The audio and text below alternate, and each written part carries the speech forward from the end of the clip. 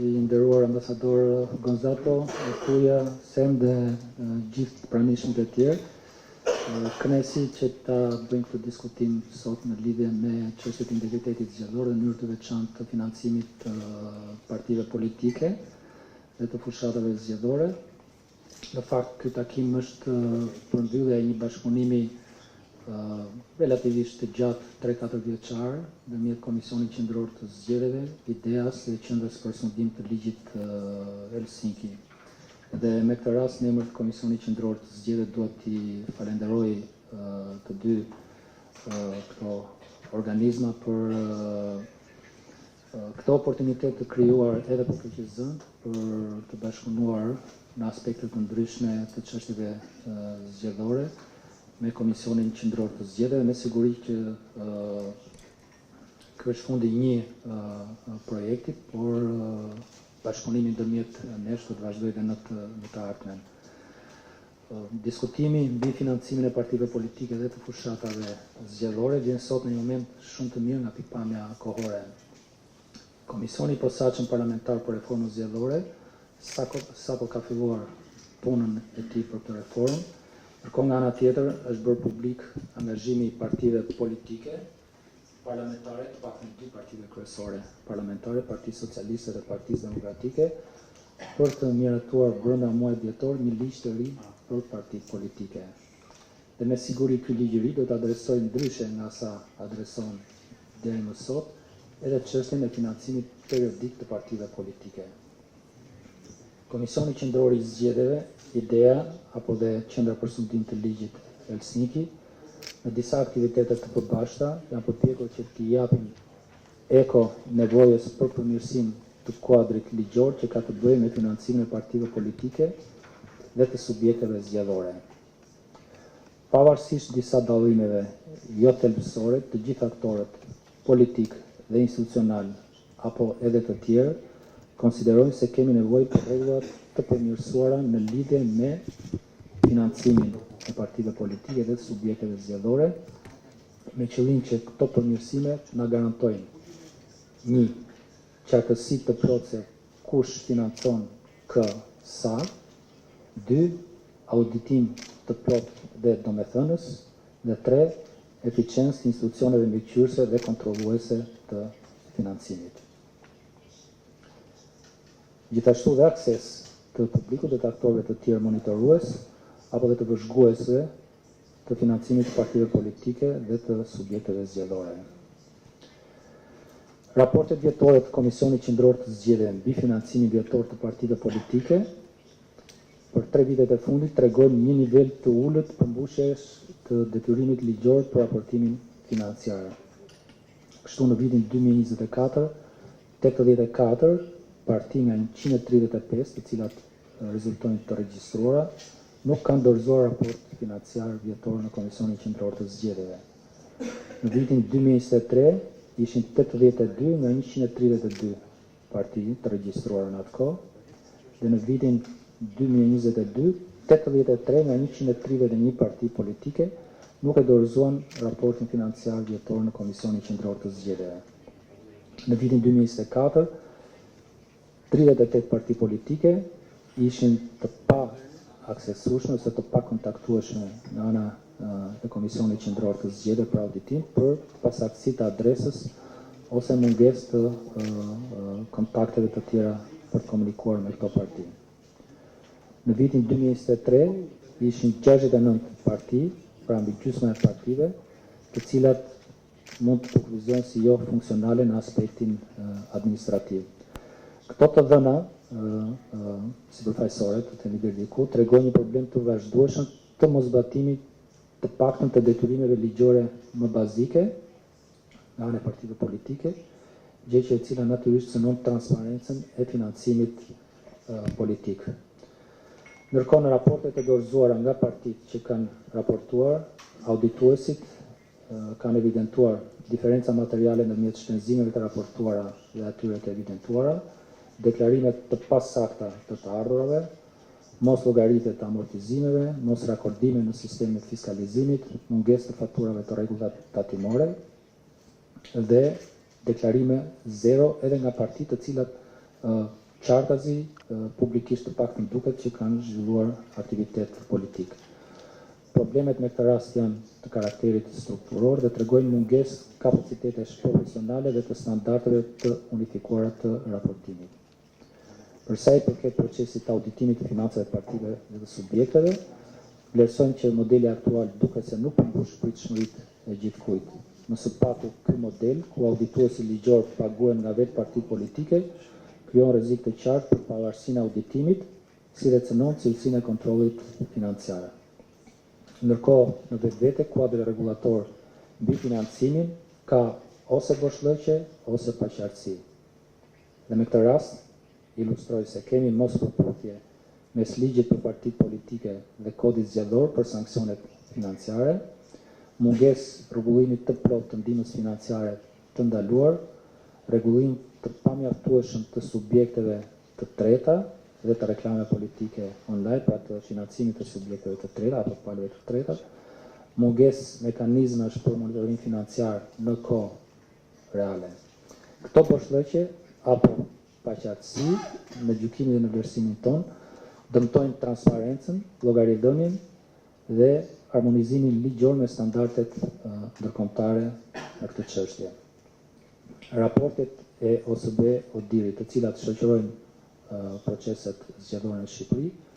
kanë teksuar rregullisht se ne kemi transparencë të kufizuar të financimit, mbikëqyrje të fragmentuar, kapacitete të pamjaftueshme të autoriteteve për mbikëqyrje dhe auditim, pamundësi për verifikim efektiv gjatë fushatës dhe vonesat të konsiderueshme në publikimin e të dhënave. Është nevoja në gjykimin dhe vlerësimin tonë për të patur një koherencë të kuadrit ligjor dhe të shikojmë mundësinë e rritjes dhe fuqizimit të teknologjisë informacionit me qëllim për të forcuar transparencën dhe kulturën e llogaridhënies, kjo edhe brenda vetë partive politike. Disa rekomandime për përmirësim në lidhje me vendosjen e standardeve të qarta për përcaktimin e partive aktive dhe të atyre të cilat do duhet të nënshtrohen procesi auditimit, ne mendojmë që kontrolli vjetor do duhet kryhet vetëm në partitë që kanë aktivitet financiar real, kanë një status aktiv në regjistrat përkatëse të regjistrimit të partive politike apo dhe regjistrat të tjerë dhe përfitojnë fonde nga buxheti i shtetit. Në vlerësimin tonë, ky propozim i KQZ-s do të eliminonte auditimin formal të partive jo funksionale, ose që praktikisht nuk ekzistojnë, dhe do të përqendrojë resurset të subjektet që realisht ndikojnë në sistemin politik. Partitë të cilat nuk raportojnë, nuk në kuadër të sanksioneve që mund të imponohen në këtë rast, nuk mund të lejohen ose nuk do të duhet lejohen të marrin pjesë në zgjedhje, dhe nëse kanë marrë financim nga buxheti i shtetit dhe nuk kanë bërë raportime përkatëse, do duhet të përballen edhe me sanksione financiare. Marrja pjesë rishtazi në zgjedhje këtyre partive do duhet lejohet vetëm në kushtet e depozitimit të raporteve financiare të padepozituara dhe të pagimit të sanksione financiare kur është rasti. Duhet një unifikim i procesit auditimit dhe financimit audituesve, me që kemi konstatuar kërë është një konkluzion i ideas dhe është në përputhje edhe me praktikat e OSBE-ODIR-it për të garantuar pavarësinë e mbikëqyrjes, e me këtë rast KQZ sugjeron që përzgjedhja, kontraktimi dhe pagesa audituese të kryhet nga një strukturë e vetme, pra nga Komisioni Qendror i Zgjedhjeve, duke shmangur konfliktin e interesit dhe me këtë rast duke standardizuar cilësinë e auditimit. Do duhet konsiderojmë vendosjen e sanksioneve proporcionale dhe të forta dhe të zbatueshme, dhe sipas nesh duhet që të ketë gjoba të cilat lidhen me përqindjen e fondeve publike të marra, pezullim të fondeve publike për vitin pasardhës, konfiskim fondesh, deri e përgjegjësi penale kur është rasti i shkeljeve të rënda abuzive, si dhe detyrime specifike për drejtuesit e partive politike apo dhe audituesit.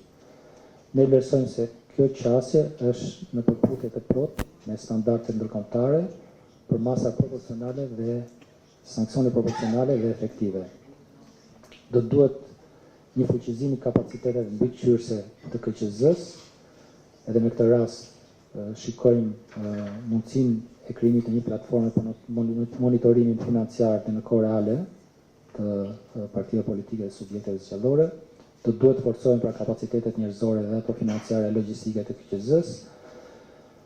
në lidhje me sistemin elektronik të cilin ne mendojmë që do të ishte me dobi.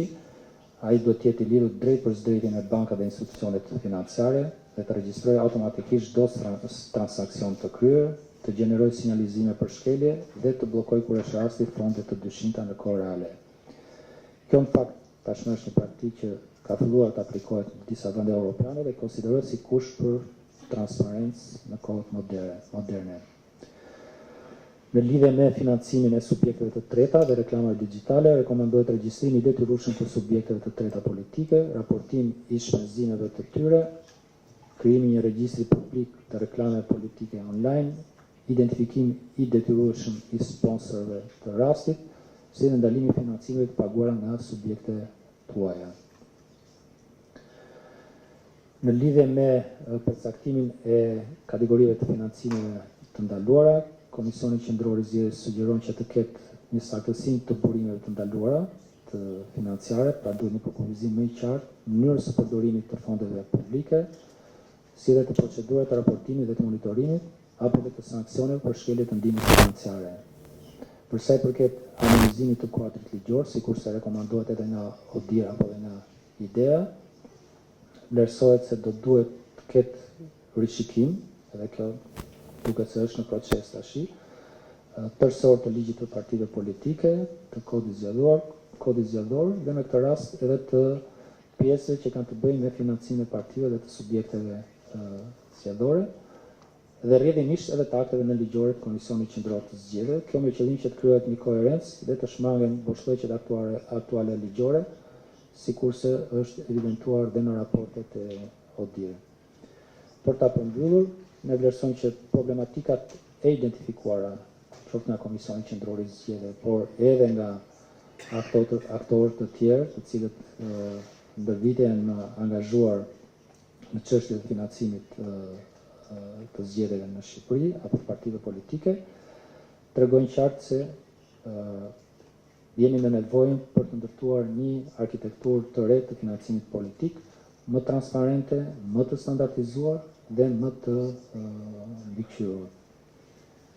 Zbatimi i rekomandimeve të mësipërve do të krijonte një sistem ku partitë raportojnë me standarde të qarta, auditimi është realisht i pavarur dhe efektiv,